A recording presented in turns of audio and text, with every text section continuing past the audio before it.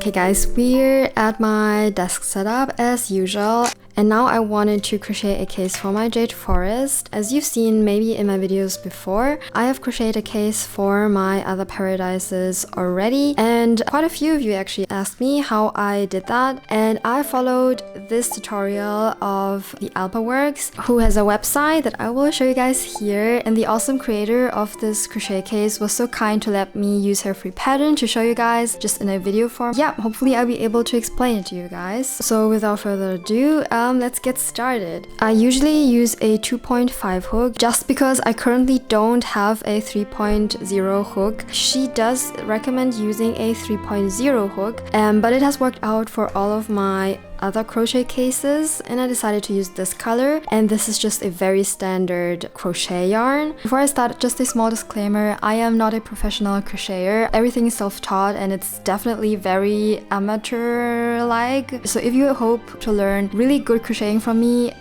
you're expecting too much. We first start off with a magic circle. The way I like to do it is I just wrap it around my finger like that. So you hold it and you wrap it over your index finger and you make a small X like that, and then you wrap it around again and you take your hook and insert it here through the first loop and then the second loop like that, and then you go through the second loop here again and pull it through, and you should be left with this kind of knot. If that was too quick, feel free to replay that. And now you're left with this magic circle. We can start with the first round, and in the first round we want to make 7 single crochets, and one single crochet works like this. You go through your magic circle, you kind of fetch the yarn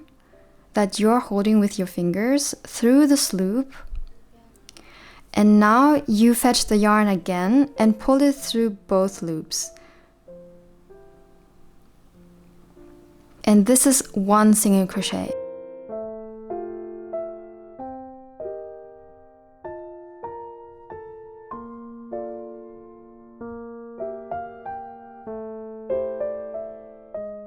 And as you can see, one single crochet kind of forms like a V shape, and that's how you can also count your single crochets. So we've made 3 so far, 1, 2, and 3, and we need 7 in total, so I'll just continue doing that. And then we take this thread and we can pull it tight like that. And here you have your first round, and that's basically, just to show you guys, the middle part of this crochet case. Before we start the second round, I usually take a yarn that has a different color to mark the start of a new round. And now we start with the second round. We need to make increases. And increases essentially are just 2 single crochets in 1 stitch that we've made. Here you can see this V shape. It's upside down, but this is the single crochet we've made before. So we make 2 single crochets into this stitch. I insert my hook into the V shape like this, and I fetch the yarn through the V like this, fetch the yarn again and pull it through both loops. I go into the same stitch again, so this is the same stitch I just inserted my hook already, and fetch the yarn again and pull it through both loops. This is called an increase because that makes 2 single crochets out of 1. And now we do this for the whole round, so in total 7 times. So I've finished crocheting the second round. Now I'll take out my stitch marker just to make sure that you've crocheted enough increases. You can count through the stitches: 1, 2, 3, 4, 5, 6, 7, 8, 9, 10, 11, 12, 13, 14. And now for the third round, 1 single crochet. And now we go to the next stitch here and make an increase. So here we will make 2 single crochets into the same stitch, and then we do it again. So here in the next stitch we make 1 single crochet, and into the 4th stitch it is now, we make an increase. So 2 single crochets in the same stitch, and we do that for the whole round, and at the end we should be left with 21 stitches. And now for the 4th round we want to make 2 single crochets and then 1 increase, and we'll repeat that until the end of the round. And now you should have 28 stitches in this round. For the third round, we want to make 3 single crochets and 1 increase. And at the end of this round, we should have 35 stitches. For the 6th round, we will make 4 single crochets and 1 increase. Okay, and at the end of this round, you should be having 42 stitches. For the 7th round, we will make 5 single crochets and 1 increase. From round 8 to round 10, we will just make single crochets in every stitch. So for round 8, single crochets into every stitch, round 9 as well, and round 10 again. So I've reached the end of the 10th round, and you should still have 49 stitches at the end of this round. When you've finished the 10th round, you just chain 1, and how you do it is you just fetch the yarn and pull it through your current loop. And now the crochet pattern says that we will, for the next few rounds, work on the hole for the dial here. So for the 11th round, we want to flip our work like this so that you can see the backside of your crochet case, and we will make 47 single crochets and leave the last 2 stitches and then chain 1. I'll show it to you guys. So first, let's just make 47 single crochets, and the way you do it, it may be a little bit confusing at first, but it's actually fairly easy. So you can see the V's. These are your single crochets you've done before, and we just start inserting our hook into the single crochet we just made. So into this V, as you can see, like this. And make your first single crochet for this round. Just like that. And then, wait, I can take the stitch marker out. We don't need it anymore. I'll continue doing that. So I've made 47 single crochets now. This is how it looks like from the outside, and this is how it looks like from the inside. And now we leave the last 2 stitches empty because this is for the dial, and we just chain 1. So you fetch the yarn and pull it through. And now you just flip your crochet case and continue to do that. 47 single crochets until here, and chain 1.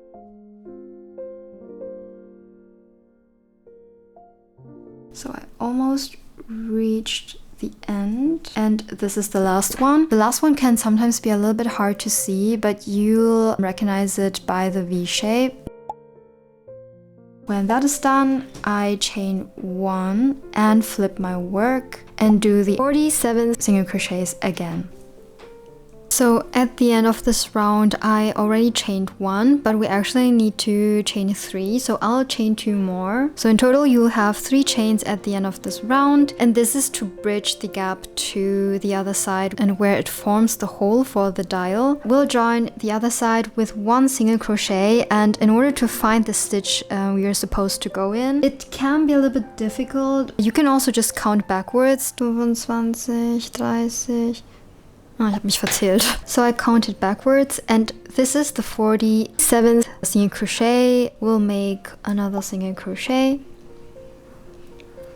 like that. And now this is our new starting point. Let's chain 1 again, and we will flip the work. And now we need to crochet into the stitches that we made as a bridge. So you can see the V's again here, and we want to go into the inner part, so the inner side of the V here, as you can see, and make a single crochet, and you make that for all the 3 stitches. 1, and then again the inner part of the chain, 2, and here 3.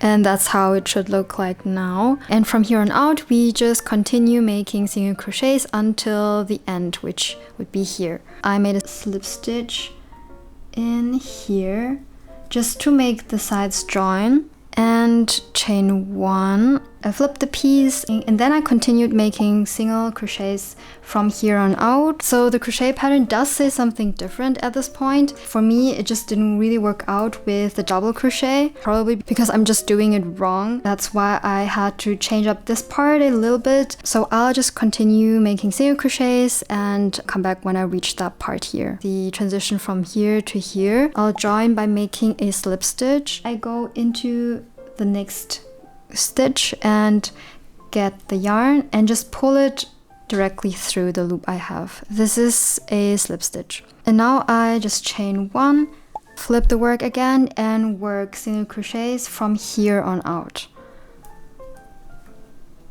And now, as you can see, we've reached that point and it's more or less level. If you follow the crochet pattern closely, it will probably turn out a lot more perfect. Before I start the round, I'll use my scrap yarn as a stitch marker. And now I'll just continue with my single crochets, and it can be a little bit confusing. You can't really see the V's anymore, especially here in that part. But I just insert my hook into this little gap here and make my single crochet as usual. And now for bridging this gap, I'll insert the hook into not the chain we made, but the single crochet, so here. And now we just continue making single crochets until we reach the end of this round. I've finished crocheting this round until the last stitch, as you can see, and this is how it looks like so far.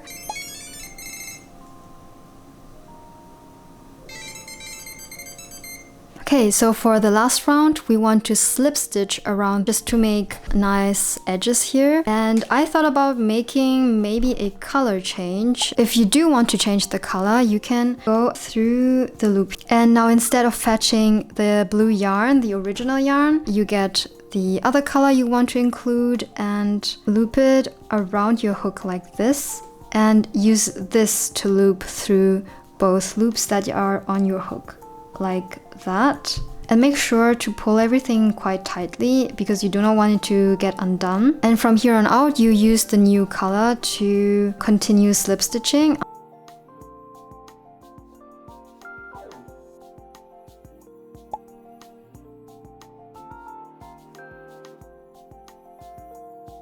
I do prefer the uniform color a lot more, so I'll probably go with the uniform color. But if you want to finish it off with a different colored edge, you can just proceed from here. But for now, I'll just go back and use the blue yarn. So when you reach that part, you chain one, you flip your work, and you don't actually need the stitch marker. You go through the inner part of the V, so the inner part of the stitch, fetch the yarn, and pull it through it. So I just finished the round, and this is how it would look like with my method of slip stitching. I just really like how it lays on the shell. So this is the last slip stitch I made, and in order to finish off and to connect it to the beginning stitch, I go through the loop here like that. This should be the chain that you made, and you fetch the yarn and make your last slip stitch to connect these two edges. And now we can cut the yarn, but don't cut it too short because we still need it to secure. I'll cut like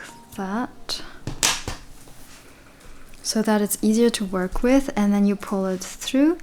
And now we can start trying to make it as seamless as possible. I use a needle like this to weave the ends in, and I'm pulling it quite tightly, and as you can see, it already helps to make a very smooth edge here. And in order to weave the ends in, I just like to look for little tight loops where I can go through with my needle